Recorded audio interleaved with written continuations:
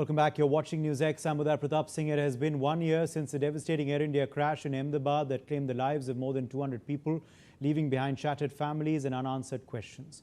12 months later, the pain remains as fresh as ever for the relatives of the victims, many of whom are still waiting for justice and clarity on what caused the tragedy. Today, we're speaking with the families of the victims as they reflect on a year of grief, resilience, and their continuing search for answers in one of India's deadliest aviation disasters. We're joined now by Ayub Sheikh, who lost 3 of his relatives in the Air India plane crash. Ayub जी, बहुत बहुत स्वागत है आपका news x पर। आज बहुत ही कठिन दिन होगा आपके लिए। आप याद कर रहे होंगे 1 साल पहले क्या हुआ, बहुत ही दुर्भाग्यपूर्ण घटना थी वो। This 1-year anniversary is very emotionally a difficult, I'm sure, for you. How are you and your family holding up? आज का दिन कैसा गया आपके लिए? 1 साल तो ऐसा हुआ है सर कि 1 साल तो गुजर गया है, लेकिन उसकी तकलीफ़ जो है ना, वो ज़िंदगी भर की हो गई हमारे को। साल भर होने के बावजूद भी हमने वैसे ही रिएक्ट कर रहे हैं जैसे आज बच्चा हमारे पास वापस आएगा, लेकिन लगता नहीं है उसको उस चीज़ का इंसाफ होने वाला है।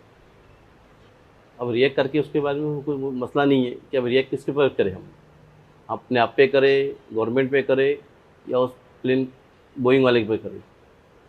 तो जिस तरह भी है उस तरह हम उसको लेके चल रहे हैं।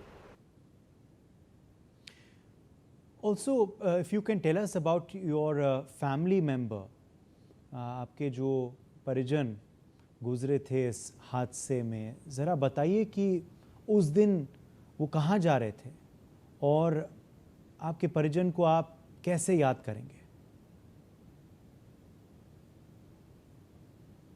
एक्चुअली हुआ ऐसा था कि भाई हम वहाँ से जो आए ईद की खुशी मनाने के लिए और मम्मी के उसके लिए आए थे।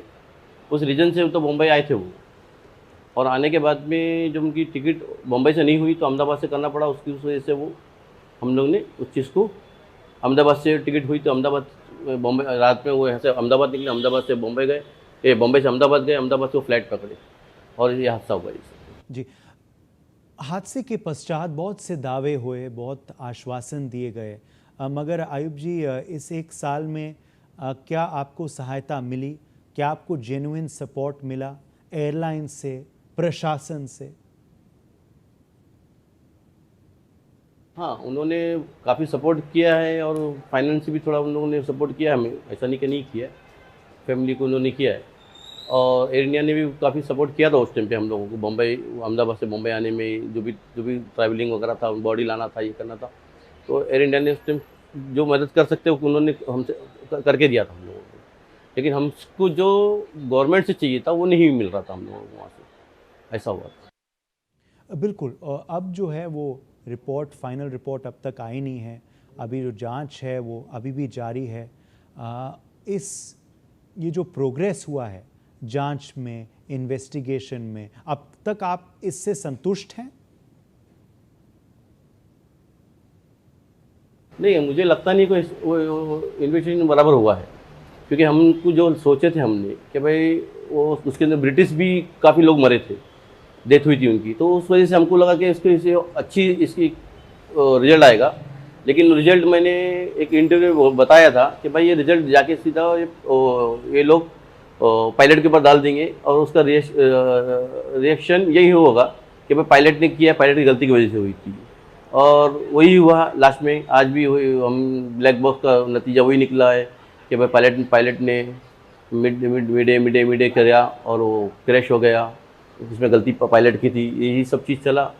तो हम उससे सेटिस्फैक्शन नहीं है हमको कि भाई वो काम जो इंक्वायरी हुई थी बराबर हुई थी। जी बिल्कुल। और आखिरी सवाल आयुब जी मेरा यही होगा कि अंतिम न्याय आपको क्या चाहिए? आपके लिए न्याय का मतलब क्या है, क्या होगा, और क्या इस 1 साल में कहीं आप न्याय के पास पहुंचे हैं? हम तो ये सोच रहे थे कि भाई हमको उसका एक अच्छा रिजल्ट आएगा, कि उसमें गवर्नमेंट भी सपोर्ट करेगी हमको। जितने लोग जो गए थे, इसमें डेथ हो गई, उन सब के लिए भी हम सोचा था कि भाई अच्छा रिजल्ट आएगा और जो गुनहगार है उसके ऊपर कार्रवाई होगी, लेकिन वो हुआ नहीं है।